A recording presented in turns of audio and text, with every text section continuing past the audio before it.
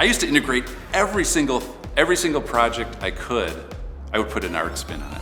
I would do that in math class. I would do it in science class. And I think that's one of the things with kids who hook up with the arts or music, for example. They start overlapping the different curriculums and the different classes with the fine arts. And that's what helps and propels a lot of these students to get through high school or to do really well in high school and want to continue their education.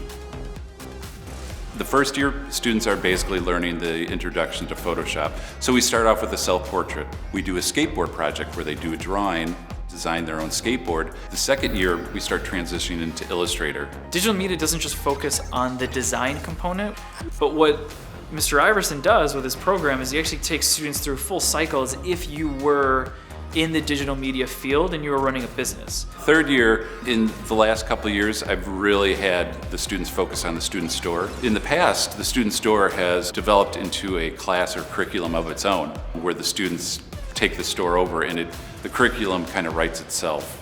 So for example, they had been printing shirts for the different clubs and sports at the school and then selling them to see what their profit was, and then taking that money, reinvesting it in new merchandise to then print on. Art and digital media were basically like influencing each other for me. After digital media, I went into an art class and I got way better. I'm not someone who can draw, but then, I got into digital media and I started improving in my drawing, and then I kind of got this creative side to me that I never knew I had, which was pretty awesome. The biggest thing for me is a student that struggles. I was sort of closed-minded in the idea that I just hammer a solution I may have until it works. But in digital media, you have to look at all the angles in order to maybe get something done faster within the deadline. And then all of a sudden, one day they walk in and they do something and they're really proud of it.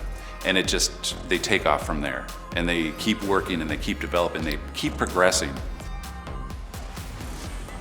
So when students leave the program, they could be a graphic designer, be a photographer assistant, working in a studio, work with lighting, they could work with video, they could do web page design, probably get into animation. There's a lot of different fields out there that students probably can get involved with right after they come out of the program.